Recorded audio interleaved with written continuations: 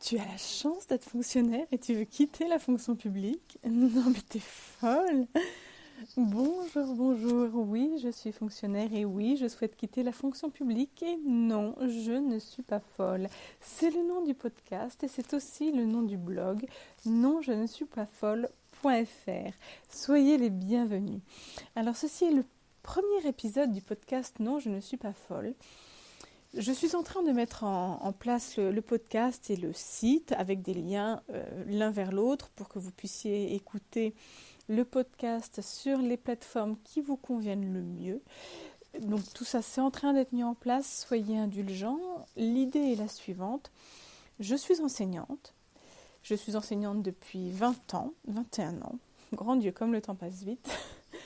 Et depuis longtemps, je souhaite quitter la fonction publique, je souhaite quitter l'enseignement parce que j'ai besoin d'aller voir ailleurs, j'ai besoin de voir autre chose.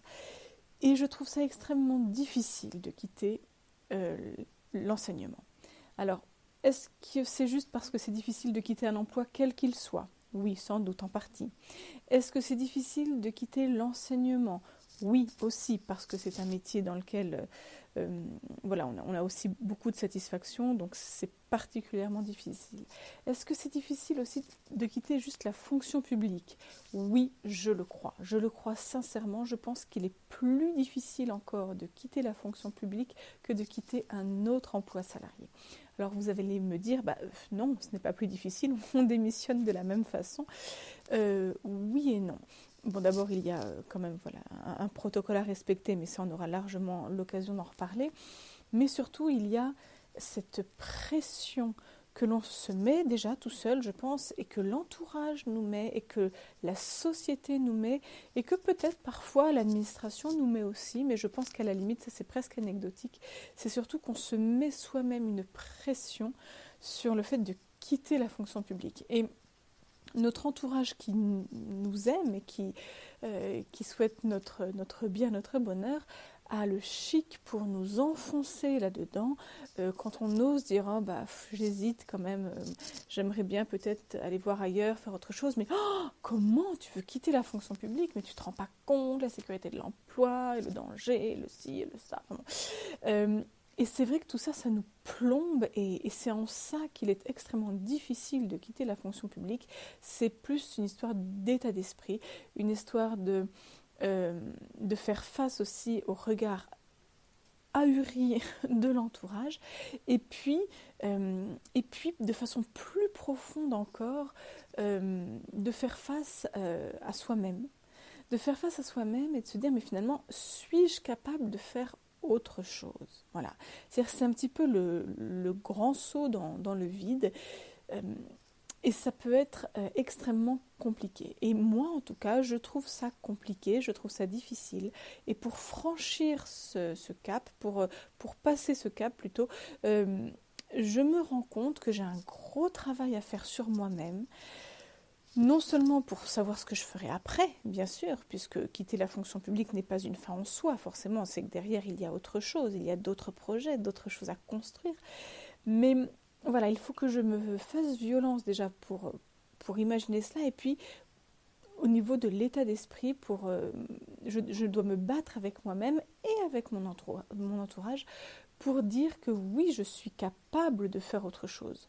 Ce n'est pas parce que je suis fonctionnaire que je n'ai pas d'autres compétences. Ça semble une évidence, mais en fait, il est tellement ancré dans l'imaginaire collectif que quand on est fonctionnaire, on est rentré dans la fonction publique, on se la coule douce et puis tout va bien, ce qui est évidemment une aberration, puisque ça, je n'y crois pas une seule seconde, en tout cas moi ce n'est pas ce que j'ai constaté dans le cadre de mon métier, mais malgré tout, il y a quand même cette idée-là qui est fortement ancrée, et donc même pour soi, même sans que personne ne nous dise rien, on se dit mais finalement là... je suis payée, j'ai le salaire qui tombe tous les mois, même si à un moment donné je fais une erreur ou si je me plante ou si cela. Est-ce que je peux vraiment me prendre en charge autrement? Et il y a toute cette démarche qui est extrêmement difficile et que je tiens à partager avec vous parce que je me dis que si moi je rencontre cette difficulté, eh bien probablement que vous aussi. Et si vous n'êtes pas confronté aux mêmes difficultés, vous êtes confronté sans doute à d'autres difficultés et je me dis qu'ensemble nous pouvons partager tout cela, avancer, mieux comprendre. Et mon objectif est réellement d'avoir cette démarche extrêmement positive, de nous dire voilà, je suis capable, pour cela je me renseigne aussi, donc voilà, de mon côté j'ai déjà pas mal creusé tout ce qui est circulaire, ce qu'on a le droit, pas le droit, les éventuelles disponibilités, enfin voilà, il y a toute une partie aussi que je qualifierais de juridique à connaître, et j'ai déjà pas mal creusé le sujet, donc je vous en parlerai, mais il y a aussi voilà, ce côté état d'esprit.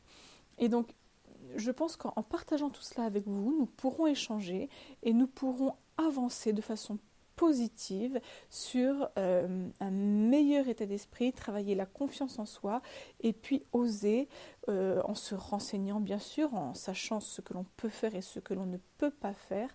Mais en tout cas, je tiens beaucoup à ne pas tomber dans ce travers qui serait un petit peu facile de regarder en arrière et de critiquer. Ça, pour le coup, ça ne m'intéresse absolument pas. Moi, ce qui m'intéresse dans ce podcast, ce que je souhaite partager avec vous, c'est mon évolution et ma démarche pour prendre confiance, me renseigner, savoir ce que je peux faire et comment je peux le faire en regardant plus loin, en regardant vers l'avenir et vers un avenir constructif. Voilà, c'est mon idée. Donc, c'était juste voilà, un petit épisode de 6-7 minutes qui me permet de vous annoncer la couleur, de vous présenter mon projet. Et je ne sais pas encore à quel rythme je vais faire ce podcast. Je souhaite le compléter par des articles aussi. Bon, c'est peut-être un petit peu ambitieux pour l'instant. J'aurai l'occasion de me présenter davantage, de vous en dire plus sur qui je suis et comment je fonctionne, sur ce que j'envisage, etc. Mais voilà, pour l'instant, je tâtonne encore, je mets tout ça en place, mais j'espère bien revenir très rapidement vers vous pour la suite. Eh bien, écoutez, sur ces bonnes paroles, je vous laisse. Gardez en tête que non, vous n'êtes pas folle, et non, vous n'êtes pas fou, bien évidemment, mais vous comprenez bien l'idée. On peut avoir envie de quitter la fonction publique en ayant toute sa tête. Je vous remercie et je vous dis à très bientôt.